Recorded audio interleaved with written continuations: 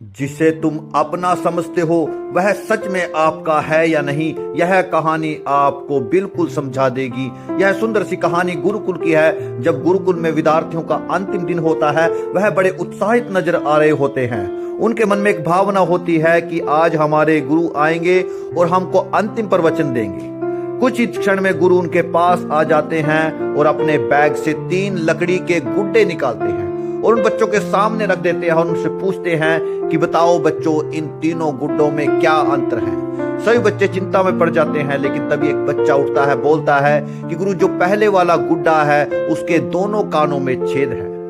उसी के जवाब में दूसरा बच्चा उठता है, बोलता है, गुरु जी, जो दूसरे वाला गुड्डा है उसके कान और मुंह में छेद है। और फिर तीसरे वाला बच्चा उठता है, बोलता है, गुरुजी, जो तीसरे वाला है उसके कान में छेद नजर आ रहा है, बाकी और मुझे कोई छेद नजर नहीं आ रहा है। यह सुनते ही गुरुजी मुस्कुराए और बोले, शाबाश, तुमने सही जवाब दिया।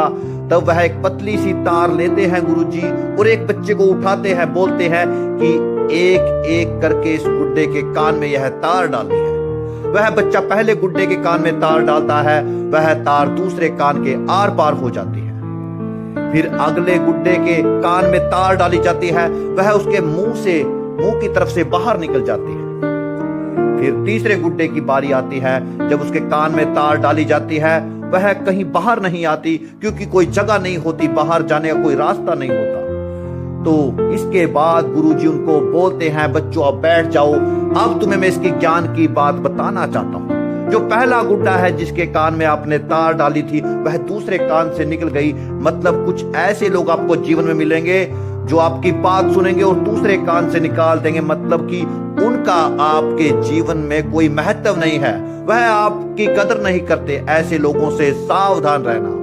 और जो दूसरा गुड्डा है जिसके कान में तार डाली और मुंह में से निकली, ऐसे लोग चुगलखोर होते हैं। अगर आप उनको कोई बात बताओगे, वह आपकी बात को मजाक में लेंगे और हर जगह उसको फैला देंगे। ऐसे लोगों से भी सावधान रहना। और जो तीसरा गुड्डा है जिसके कान में तार डाली और वो तार अंदर रह गई, मतलब ऐसे लोग आपके हितैषी होंगे। ऐसे लोगों को आपने मित्र बनाना चाहिए, क्योंकि वह आपके हित में कार्य करेंगे, क्योंकि वह आपकी बात को अपने मन में रखेंगे, आपको अच्छी गाइडेंस देने का प्रयास करेंगे। यह 3 गुड्डे की जो जिंदगी है, जीवन है, यदि आपने अपने जीवन में उतार लिया तो तुम्हें कोई कामयाब होने से नहीं रोक पाएगा।